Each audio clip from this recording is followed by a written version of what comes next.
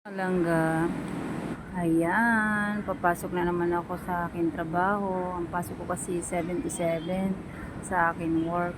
Ngayon, ang ginagawa ko, alas 6 na, nagmamadali ako dyan, maglakad pababa, pupuntang munisipyo.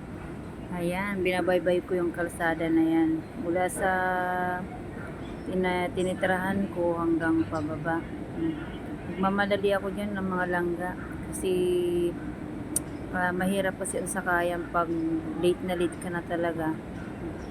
Ayan, kaya ang ginagawa ko, may kasamang takbo dyan, mga langga, para hindi ako ganong malit sa aking trabaho. Kasi dapat makapag-ina ako sa trabaho, mga 6:45. Kaya ayan, malapit na ako dyan sa munisipyo. Kasi ang sasakyan ko kasi dyan, Egypt. Kaya minsan, gumigilid ako minsan kasi may mga sasakyan kasi baka masagi ako, mga langga.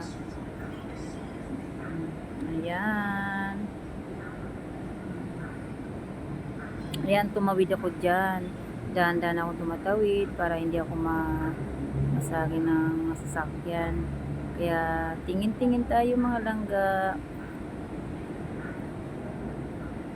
Good morning. Ayan, patawid naman ako niyan sa kabila. Ayan, munisipyo na yan ng Mandaluyong.